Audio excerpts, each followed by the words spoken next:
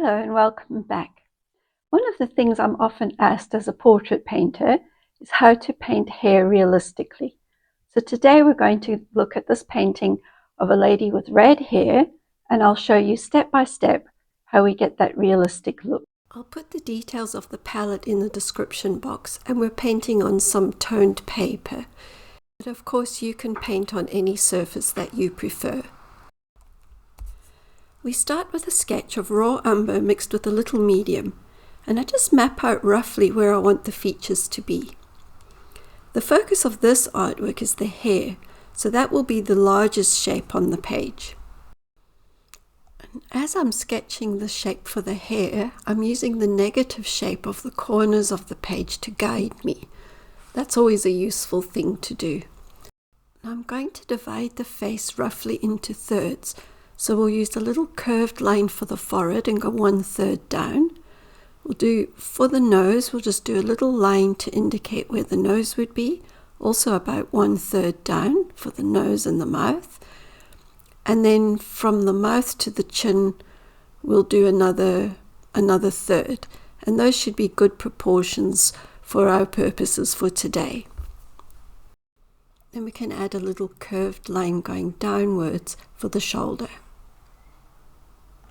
We'll block in the basic colours of the hair with a mix of raw umber and cadmium red. I'm using a large bristle brush so that I can cover the area quickly. This saves time and energy. And I'm trying to keep my brush strokes going in the same direction as the hair would grow.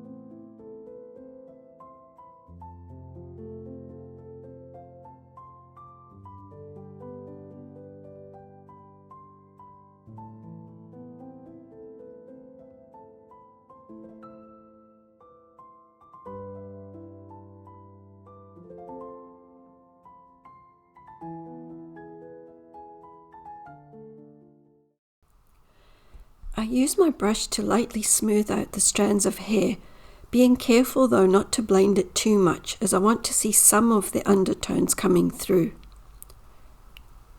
We can also add some strands of light yellow to the back of the head where the light would hit the model. Then we'll mix some alizarin crimson and raw umber together and add some darker strands to her hair as it turns from the light.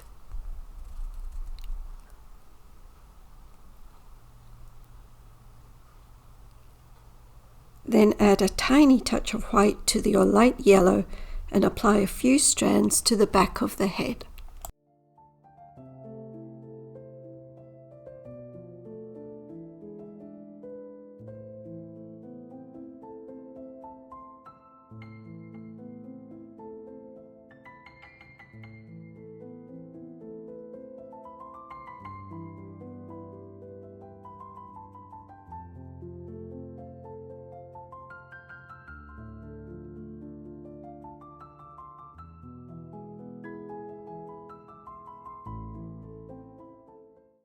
Now we can mix together some cadmium orange, white and a tiny touch of black to make a skin color for her shoulder and her face.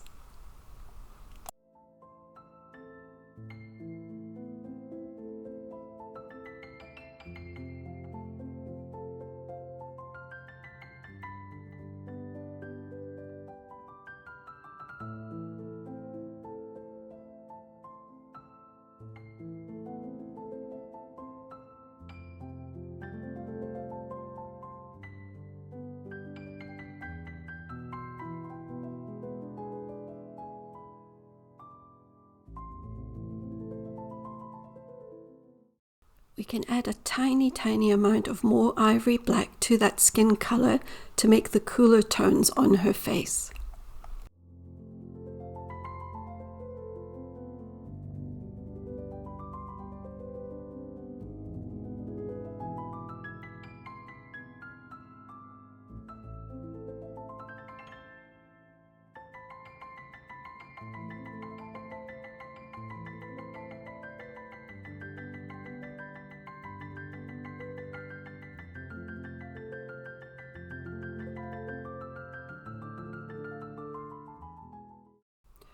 Her face doesn't have a lot of details because the focus of this painting's on the hair, so we'll just add a few simple details to make it look more realistic. We can use a mix of raw umber and alizarin to add a few details to her face. For example, her eyebrow, the crease of her nose where it meets her face, the tip of the nose, and so on.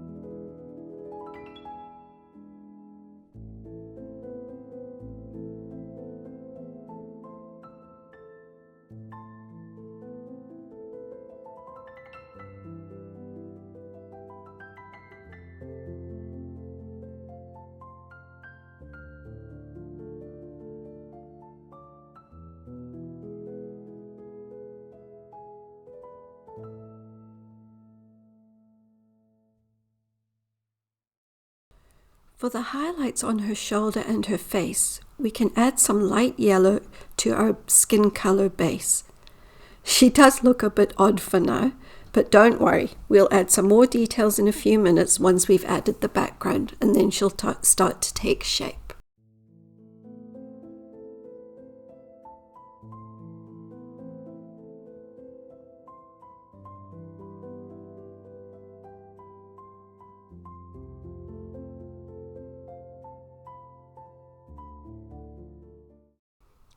Now we can mix together some white and a little bit of ivory black for the background.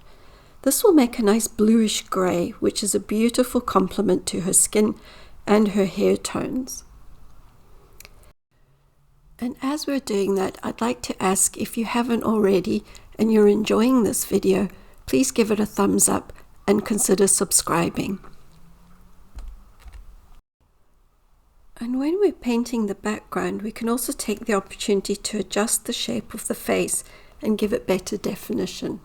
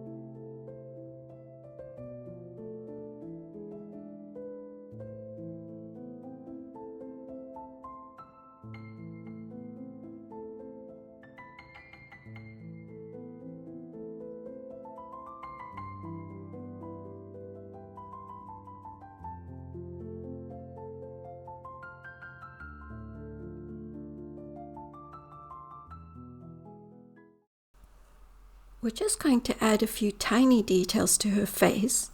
We can mix together some alizarin, raw umber, and a teeny amount of white to make a nice colour for her mouth and to add some definition to her chin and to give an indication of a cheek. We can also strengthen that eyebrow a little bit.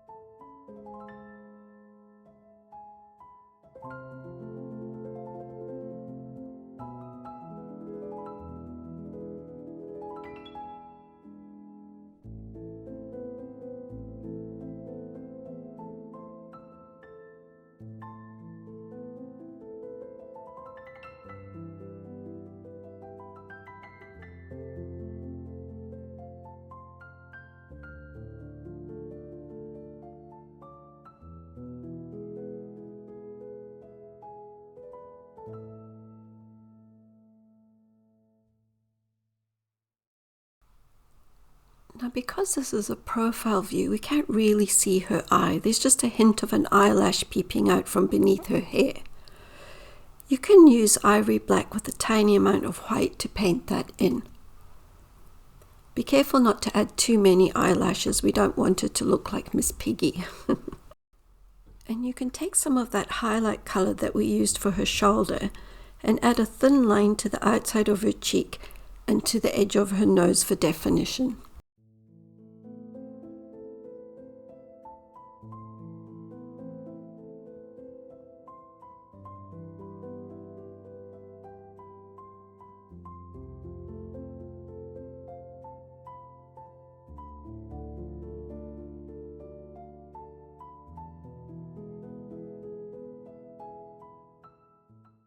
While we were working on her face, her hair's had a few minutes to dry, so we can go back in now with our light yellow and white mix and add a few highlights to her hair. Put most of them on the back of her hair and less highlights as we approach the face.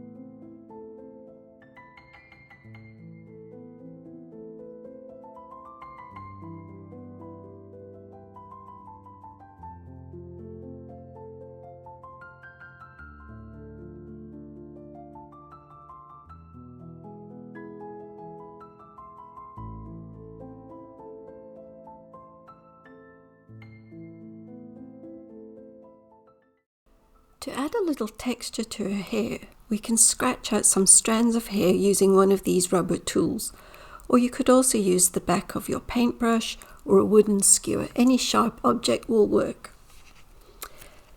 These scratch lines can appear a little bit harsh, so we can use a clean dry brush and soften them out and blend them gently into the hair. This will give us a lovely natural look.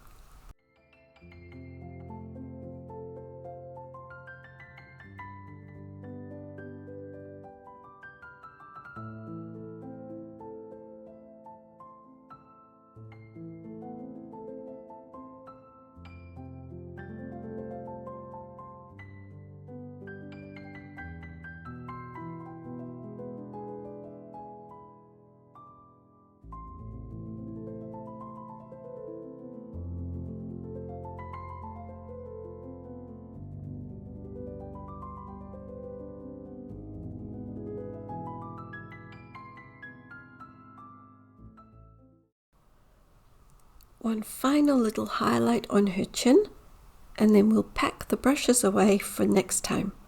That's enough painting for today. We've created something beautiful.